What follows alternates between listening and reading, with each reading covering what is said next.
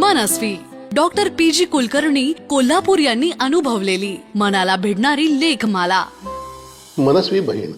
माझी धाकटी मावस बहीण दवाखान्यात ऍडमिट होती. पोटरीच्या वरच्या बाजूला दुखत होतं.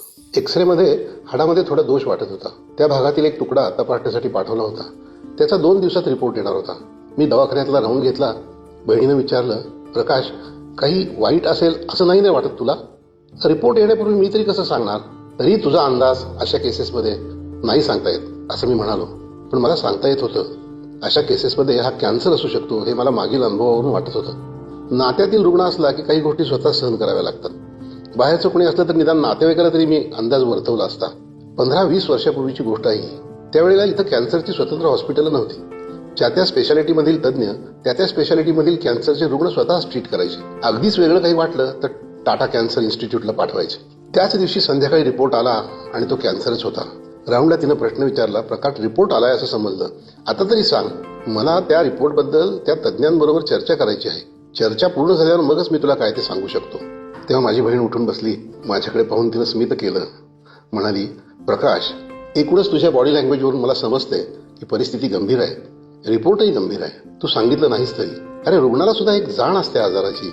एकच सांगते, तू वाईट वाटून घेऊ नकोस. जर त्या डॉक्टरनी पाय वगैरे काढून टाकायला सांगितलं तर अवश्य काढ.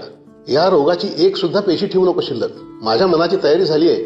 आता तू तुझ्या मनाची तयारी कर प्रकाश दादा. त्या मनस्वी बहिणीनं माझी सर्व समस्यातून सुटका केली होती. कारण त्या डॉक्टरनी कॅन्सर प्रभावी आहे आणि मांडीपासून पाय काढल्यास बरे असा सल्ला दिला होता. त्या बरहुकूम सर्व काळजी घेऊन मी ते ऑपरेशनही केलं.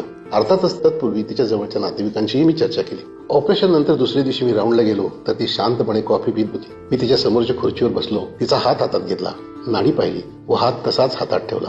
कसं वाटतंय मी विचारलं. मस्त वाटतंय. एकदाची ती ब्यात गेली शरीरातून. पण तरीही एखाद्या वेळेस काही औषधं, काही शेक घ्यावे लागतील. ते घेऊया की. पण मला मोकळं वाटतंय, बरं वाटतंय. आता तुला कुबड्यावर चालायला शिकवतील. नंतर तुला कृत्रिम पाय बसवला जाईल. तू पूर्वीप्रमाणे चालू शकशील. तुझा धीर खचू देऊ नकोस. दादा, एक प्रश्न विचारू? अवश्य विचार. तुझा धीर खचला नव्हता रे ऑपरेशन करताना?